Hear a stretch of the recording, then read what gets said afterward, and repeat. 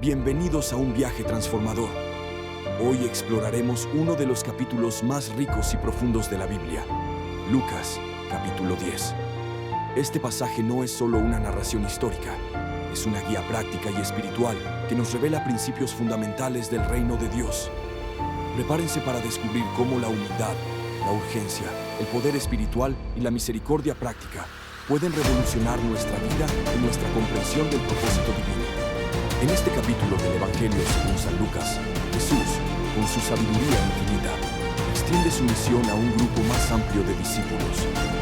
No solo a los 12 apóstoles, sino a otros 72, marcando un hito significativo en la expansión de su mensaje. Esta decisión subraya la universalidad del llamado y la necesidad de más obreros para una tarea monumental. Después de esto, el Señor designó a otros 72 y los envió de dos en dos delante de Él, a todas las ciudades y lugares a donde Él mismo iba a ir. Esta estrategia de envío en parejas no era casualidad, proporcionaba apoyo mutuo, testimonio corroborado y seguridad en el camino. Era una forma efectiva de multiplicar el impacto de su mensaje. La elección de 72 discípulos es profundamente simbólica. En la tradición judía, se creía que había 70 misiones en el mundo, lo que sugiere que la misión de Jesús no se limitaba a Israel, sino que tenía un alcance global. Este envío anticipa la Gran Comisión, mostrando que el Evangelio es para toda la humanidad, sin excepción. Jesús, con una visión clara de la tarea por delante, enfatiza la desproporción entre la necesidad y los recursos disponibles. Su llamado a la acción es un recordatorio constante de la urgencia del Evangelio. La obra es vasta y el tiempo es limitado. La cosecha es mucha, pero los obreros pocos. Rueguen, pues, al dueño de la cosecha que envíe obreros a su cosecha. Esta metáfora agrícola resalta la abundancia de personas listas para recibir el mensaje, pero la escasez de quienes están dispuestos a llevarlo. Es una invitación a la oración ferviente por más personas comprometidas con la misión. Este versículo nos interpela directamente. Nos llama a reconocer la inmensa necesidad espiritual que existe en el mundo y a asumir nuestra parte en la solución. La oración es el primer paso, pero también implica nuestra disposición a ser parte de la respuesta a esa oración. Jesús prepara a sus discípulos para los desafíos que enfrentarán, advirtiéndoles sobre la naturaleza hostil del mundo. Sin embargo, esta advertencia viene acompañada de una promesa de protección y autoridad divina. La misión no es fácil, pero no están solos. Vayan, miren que los envío como corderos en medio de lobos. Esta imagen vívida subraya la vulnerabilidad de los discípulos frente a la oposición y la hostilidad. Los corderos son indefensos ante los lobos, lo que resalta la dependencia total de los enviados en la protección divina. A pesar de los peligros, Jesús les instruye a confiar plenamente en la provisión de Dios y a despojarse de las preocupaciones materiales. Esta instrucción fomenta la dependencia espiritual y la concentración en la tarea principal. No lleven bolsa, ni alforja, ni sandalias, y no saluden a nadie en el camino. Esta directriz radical busca que los discípulos se enfoquen por completo en su misión, sin distracciones materiales ni sociales. La urgencia del mensaje requería una dedicación total y una confianza absoluta en la provisión divina. La estrategia de Jesús para la evangelización comienza con un mensaje de paz, un principio fundamental del reino de Dios. La paz no es solo la ausencia de conflicto, sino un estado de bienestar integral que abre puertas para el Evangelio. En cualquier casa que entren, digan primero: paz a esta casa. Este saludo no es una mera formalidad, es una declaración de bendición y una invitación a la armonía. La paz es el fundamento sobre el cual se construye la relación y se comparte el mensaje. La respuesta a este saludo determinará la receptividad del hogar. La paz ofrecida por los discípulos es un don divino que busca un hijo de paz, es decir, una persona receptiva al mensaje del Evangelio. Si allí hay un hijo de paz, su paz descansará sobre él. Si no, volverá a ustedes. Esto significa que la bendición de paz no se pierde. Si no es recibida, regresa a quien la ofrece. Es un principio de discernimiento y respeto por la libertad individual. Jesús también les instruye sobre la permanencia y la aceptación de la hospitalidad. Esto fomenta la humildad y la dependencia de la comunidad local, evitando la búsqueda de comodidades o lujos. Permanezcan en la misma casa, comiendo y bebiendo lo que ganándose su salario. No vayan de casa en casa. Esta instrucción promueve la estabilidad y la confianza mutua. Los discípulos debían aceptar lo que se les ofrecía, conociendo que su servicio era digno de sustento. La adaptabilidad cultural y la humildad son clave en la misión. Los discípulos debían integrarse en las costumbres locales, mostrando respeto y evitando ser una carga. Cualquier ciudad que entren y los reciban, coman lo que les sirva. Esta directriz subraya la importancia de la adaptabilidad y la humildad. Los misioneros deben ser flexibles y no imponer sus propias costumbres, sino aceptar la hospitalidad local con gratitud. La misión de los 72 no era solo verbal, venía acompañada de demostraciones tangibles del poder de Dios. La sanación de los enfermos era una señal visible de que el reino de Dios se había acercado, validando el mensaje que proclamaban. Curen a los enfermos que haya en ella y díganles, el reino de Dios se ha acercado a ustedes. La sanación física era una manifestación del poder de Dios y una señal de la cercanía de su reino. Era una prueba irrefutable de la autoridad de Jesús y de la verdad de su mensaje. Sin embargo, Jesús también prepara a sus discípulos para el rechazo, una realidad inevitable en la misión. Les enseña cómo responder a la incredulidad, dejando claro que las consecuencias de rechazar el mensaje son graves. Pero en cualquier ciudad donde no los reciban, salgan a sus plazas y digan, la respuesta al rechazo no es la venganza, sino una advertencia solemne. Es un acto simbólico que libera a los discípulos de la responsabilidad por la incredulidad de la gente. Hasta el polvo de su ciudad que se ha pegado a nuestros pies lo sacudimos contra ustedes. Pero sepan esto, el reino de Dios se ha acercado.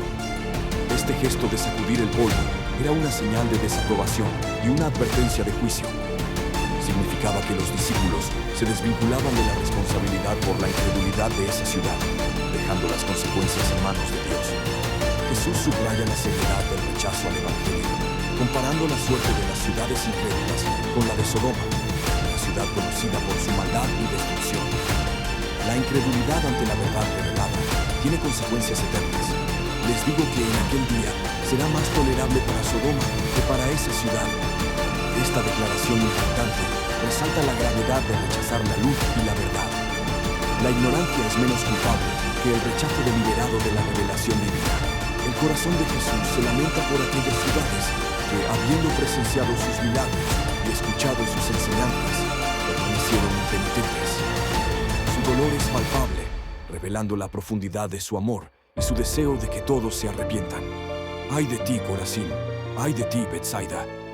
Porque si en Tiro y Sidón se hubieran hecho los milagros que en ustedes, hace tiempo que, sentados en saco y ceniza, se habrían arrepentido.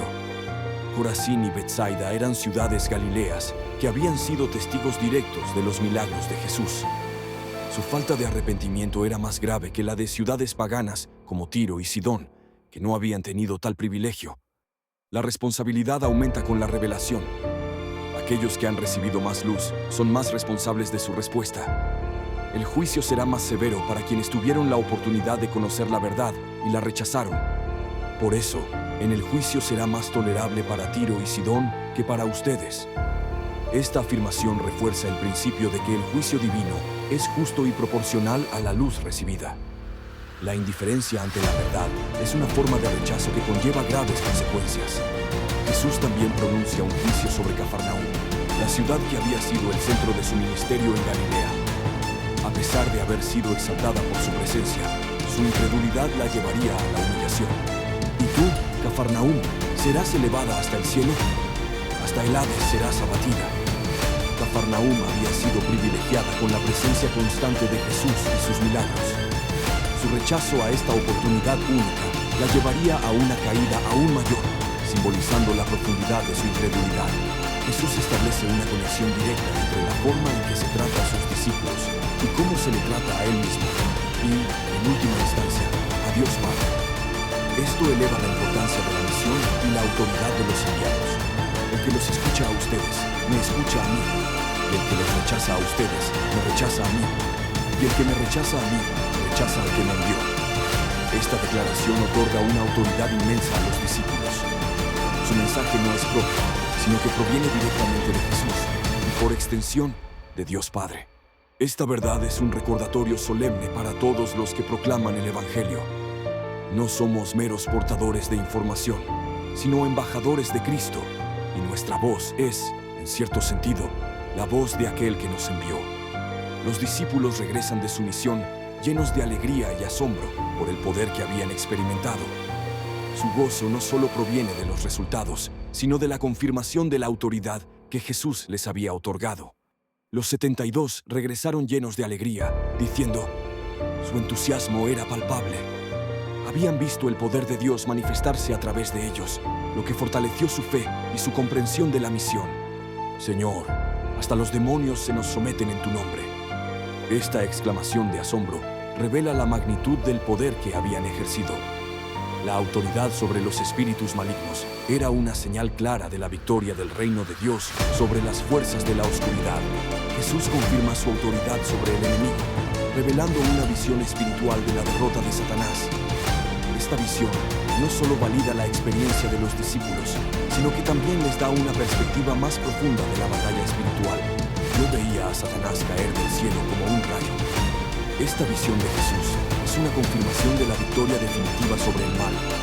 La autoridad que les había dado a sus discípulos era una extensión de su propio poder sobre el reino de las tinieblas. La autoridad delegada a los discípulos es total y protectora. Jesús les asegura que nada les dañará mientras cumplen su misión, una promesa de seguridad en medio de los peligros. Les he dado autoridad para pisotear serpientes y escorpiones, y sobre todo poder del enemigo, y nada les dañará. Esta promesa de protección es una garantía para los que sirven a Dios.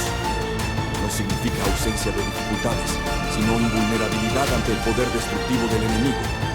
A pesar de la emoción por el poder manifestado, Jesús redirige el enfoque de sus discípulos hacia una fuente de gozo aún mayor y más duradera: la seguridad de su salvación y su relación con Dios.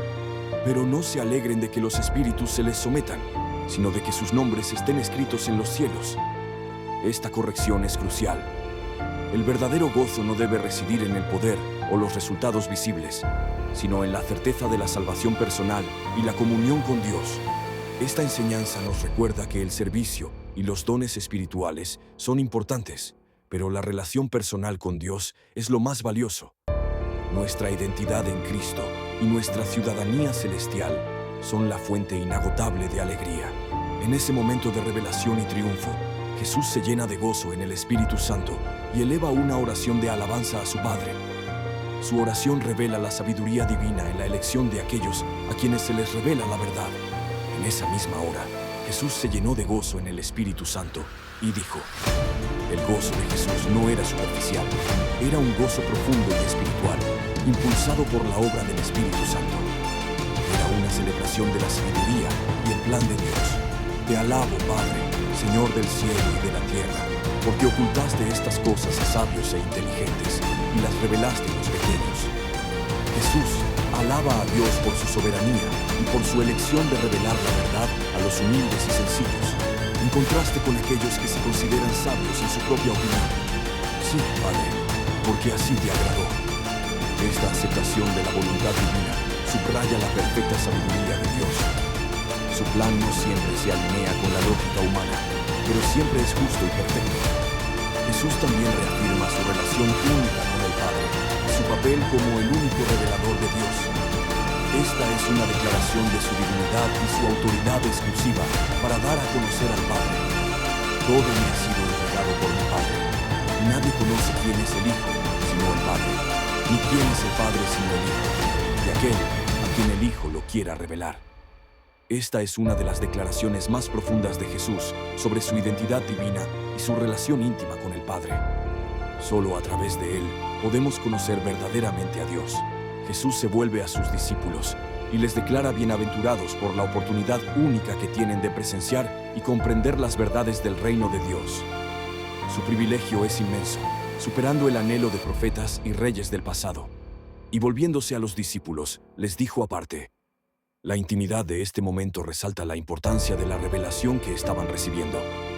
Era un privilegio especial, no para todos, sino para aquellos que habían sido llamados a seguirle de cerca. Dichosos los ojos que ven lo que ustedes ven. Los discípulos eran testigos de la encarnación de Dios, de sus milagros y de sus enseñanzas directas.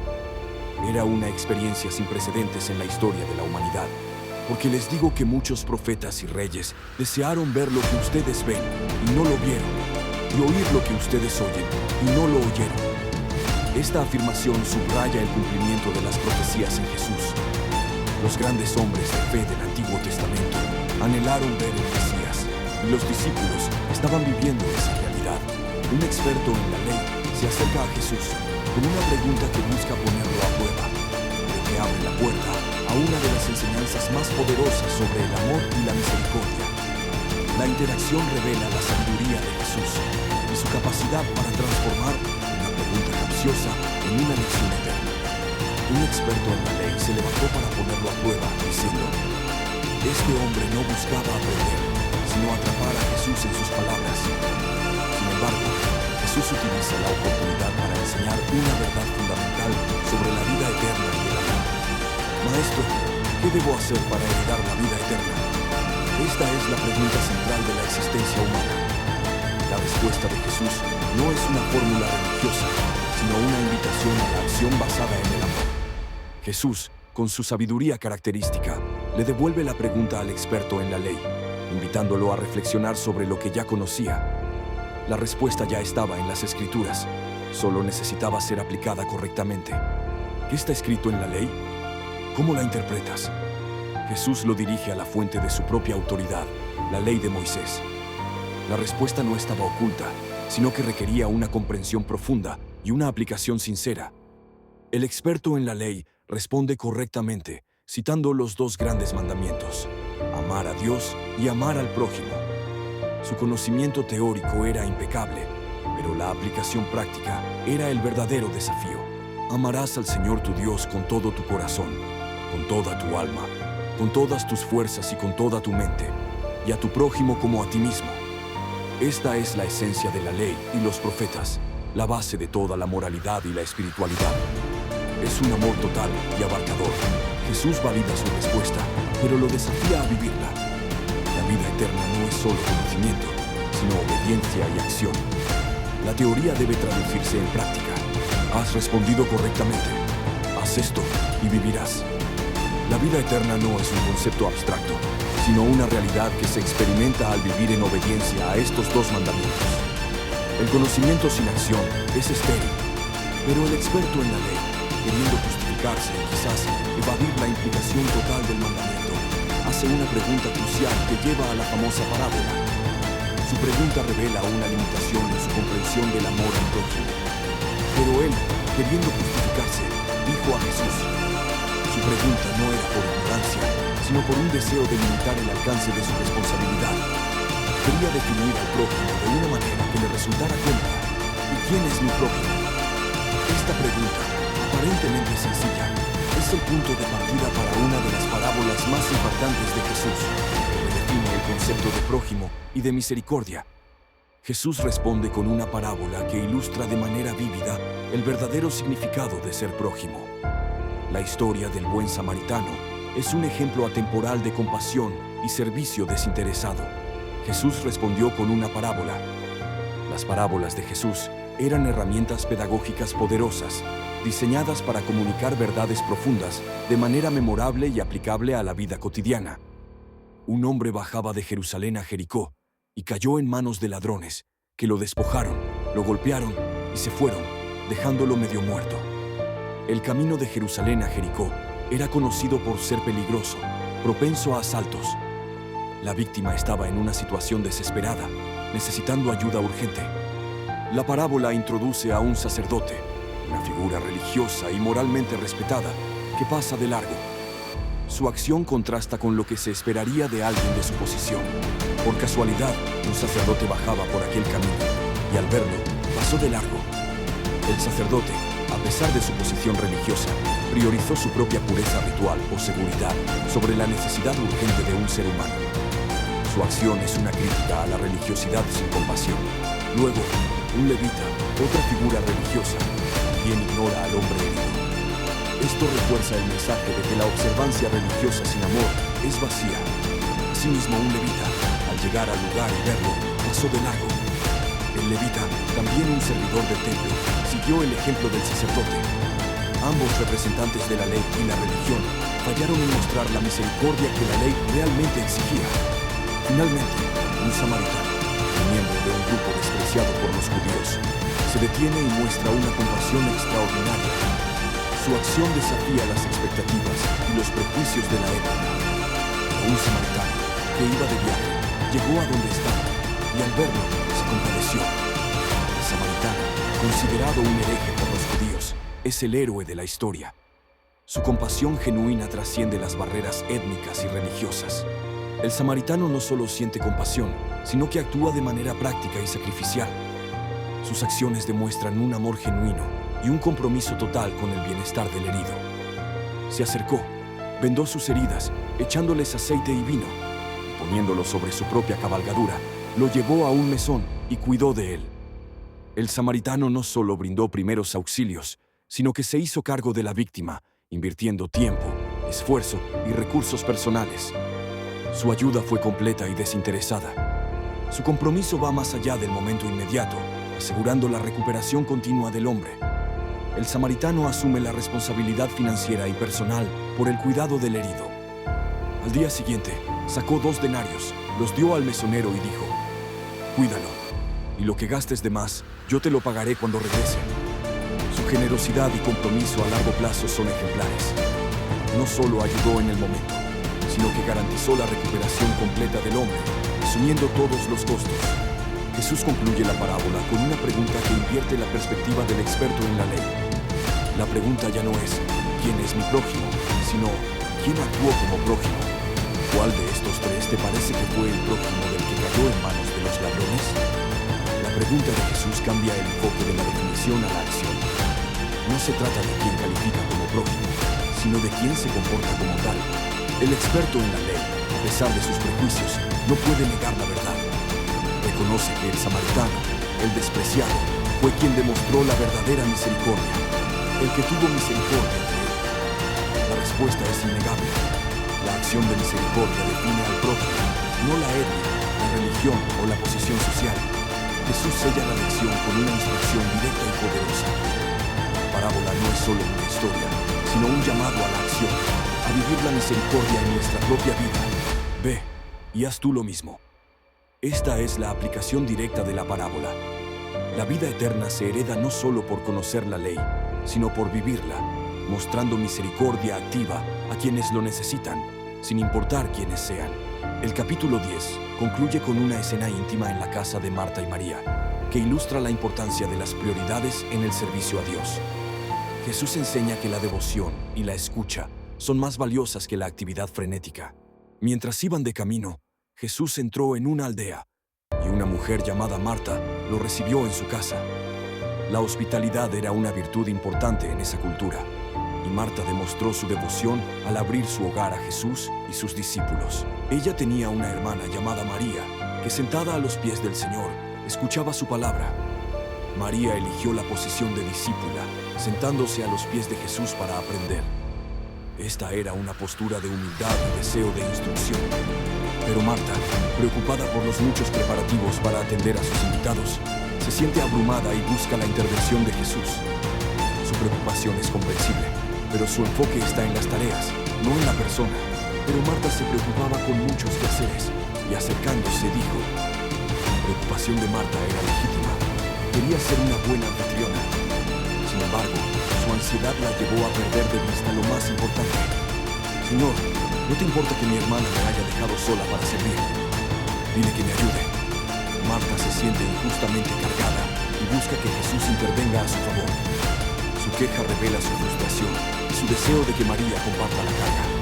Jesús responde a Marta con amor y gentileza, pero también con una corrección clara sobre sus prioridades. Su preocupación excesiva la estaba distrayendo de lo esencial. Marta, Marta, estás preocupada y turbada con muchas cosas. Jesús reconoce su esfuerzo, pero también su ansiedad. La preocupación excesiva puede robarnos la paz y desenfocarnos de lo verdaderamente importante. Jesús afirma que solo una cosa es verdaderamente necesaria, y María ha elegido esa mejor parte. Esta enseñanza no devalúa el servicio, sino que eleva la importancia de la comunión y la escucha de la palabra de Dios. Pero solo una cosa es necesaria, y María ha escogido la mejor parte, la cual no le será quitada. La mejor parte es la relación con Jesús, la escucha de su palabra y la comunión con Él. Esta es una elección que tiene valor eterno y no puede ser arrebatada. Así termina el capítulo 10 de Lucas, un pasaje que nos desafía a vivir una fe auténtica y transformadora. Jesús nos enseña con poder, amor y sabiduría, recordándonos que el reino de Dios está cerca, que la verdadera fe se expresa en la acción y que la misericordia trasciende toda norma. Este capítulo nos invita a reflexionar sobre nuestra propia vida. ¿Estamos orando por más obreros para la cosecha? ¿Estamos dispuestos a ser enviados, confiando en la provisión divina? ¿Estamos mostrando misericordia activa a nuestro prójimo, sin importar quién sea? ¿Estamos priorizando la escucha de la palabra de Dios sobre la actividad frenética? Te animamos a que no solo leas estas palabras, sino que las vivas. Comparte este mensaje con alguien que necesite escuchar estas verdades. Suscríbete a nuestro canal para más contenido inspirador y déjanos un comentario contándonos qué lección de Lucas 10 te impactó más. Tu participación es vital para seguir extendiendo este mensaje de esperanza y transformación.